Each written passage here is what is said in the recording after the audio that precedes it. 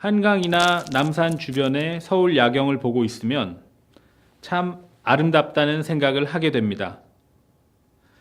이렇게 가로등이나 네온 사인이 아름답게 밝힐 수 있기 위해서는 발전소에서 전기를 만들어서 공급되어야만 하죠. 우리 몸에서는 이러한 발전소와 같은 역할을 하는 장기가 바로 갑상선입니다.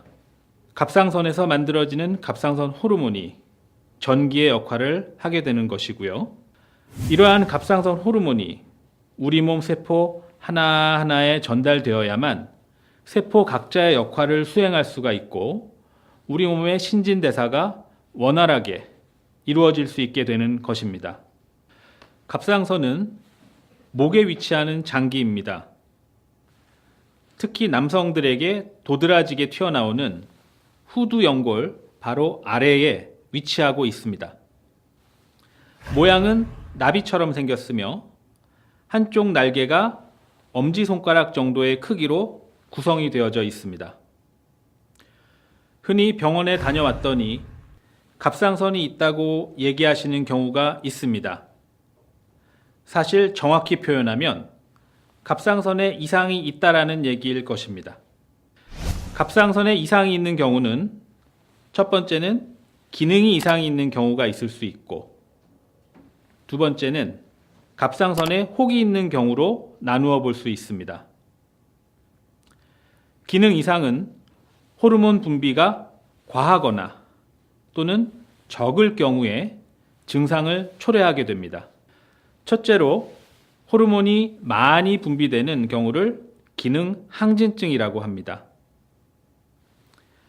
갑상선 호르몬이 과할 경우에는 신진대사가 너무 과하게 이루어지다 보니 땀도 많이 흘리게 되고 더위를 많이 타게 되며 칼로리 소모가 과하게 되다 보니까 체중도 빠지게 됩니다.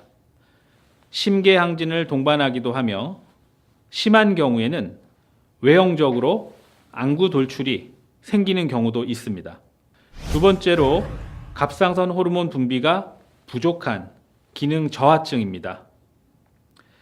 전기 공급이 부족한 상태라고 보시면 될 것입니다. 몸이 늘 축 처지듯이 기운이 없어지고 늘 피곤하고 의욕이 떨어지게 되죠. 항진증과는 반대로 추위를 많이 타게 되고 피부도 항상 건조해서 여성분들은 화장을 해도 얼굴이 푸석푸석한 듯 화장이 잘 안 받게 됩니다.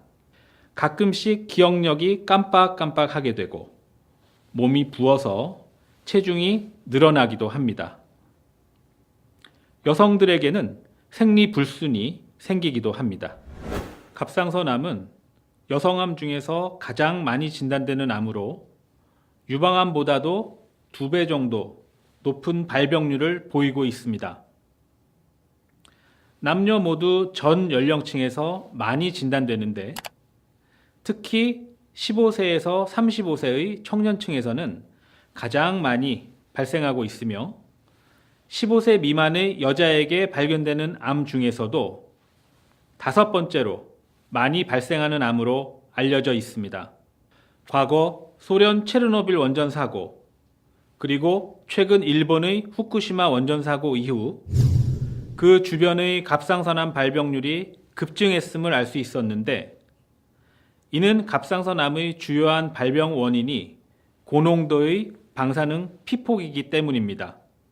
갑상선이라는 장기는 방사능에 굉장히 민감한 장기라서 목 주변에 방사선 치료를 받았던 분들은 갑상선암 발생 가능성이 높은 고위험군으로 분류하게 됩니다.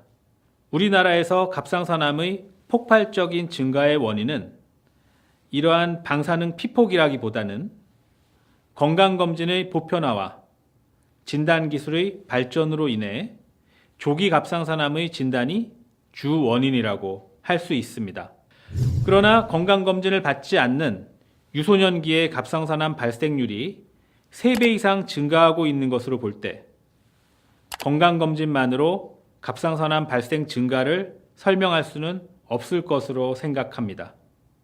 갑상선암을 의심할 수 있는 자가진단법으로는 우선 갑상선에 혹이 만져지는데 딱딱하고 잘 움직여지지 않는 경우 갑상선암을 의심할 수 있습니다.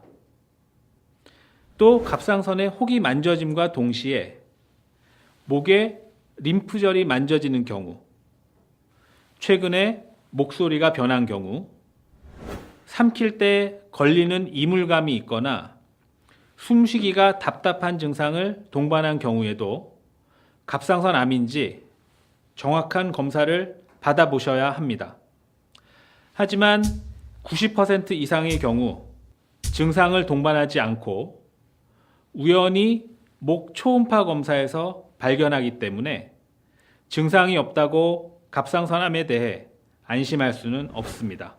언제나 갑상선암으로 진단되는 환자분들에게 말씀드리는 사항인데요. 절대로 암이라는 사실에 실망하거나 위축될 필요가 없다는 것입니다. 물론 모든 갑상선 환자분들이 완치에 가까운 결과를 얻을 수 있는 것은 아니기에 외과의사의 입장에서는 갑상선암이 가벼운 암이라고 잘못 알려져 있는 사실이 부담스럽기는 하죠. 하지만 1기암은 98%에서 그리고 4기암인 경우조차도 50% 이상의 완치율을 보일 정도로 예후가 좋은 암이라는 점을 절대로 잊어서는 안 되겠습니다. 최근 들어서 갑상선암을 수술하는 것이 과잉 치료가 아니냐, 왜 나를 이렇게 수술하게 해서 평생 약을 먹으면서 힘들게 만들었느냐, 이런 얘기를 하는 경우를 간혹 보게 됩니다. 이미 매스컴을 통해 보도된 것처럼 우리나라 갑상선암의 폭증의 많은 부분은 조기 갑상선암입니다. 이러한 조기 갑상선암 중에서도 0.5cm보다 작고 피막 침범이 없으며 림프절 전이를 동반하지 않을 때, 반대쪽 갑상선에 이상이 없고 가족력이 없는 경우에만 급한 수술보다는 정기적인 추적 검사를 할 수도 있습니다. 하지만 검사 중에 진행되는 소견을 보이는 경우라고 한다면 바로 수술로 전환하여야 합니다. 이러한 지켜보는 방법은 환자의 상태를 정확히 판단한 후 수술의 장단점 등에 대하여 환자에게 충분한 설명을 하고 나서 결정을 하여야만 합니다. 하지만 갑상선암의 절대적인 치료의 원칙은 초기 수술입니다. 외과 교과서에서는 림프절 전이가 있는 경우는 32%에서 재발, 그 중에서 24%에서 사망하였으나 림프절 전이가 없는 경우에는 14%만이 재발하였고 그 중에 8%가 사망했음을 알 수 있어서 초기 진단과 초기 치료의 중요성을 알 수 있었습니다.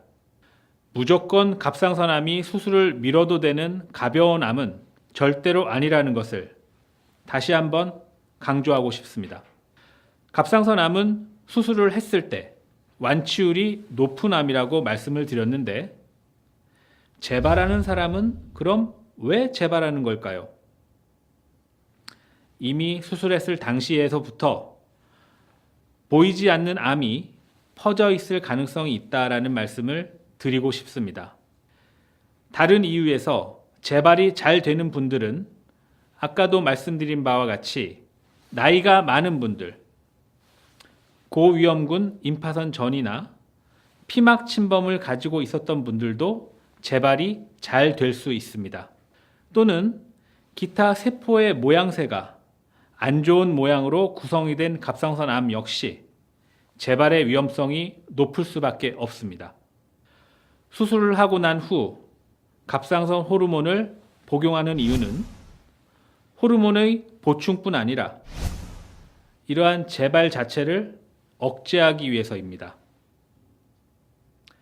그런데 모든 갑상선암이 수술 후 회복이 좋은 것은 절대로 아닙니다.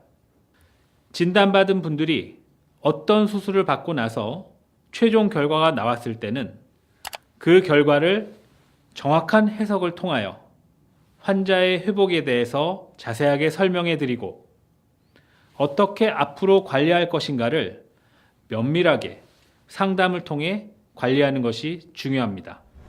그럼에도 불구하고 갑상선암은 완치율이 높은 암입니다.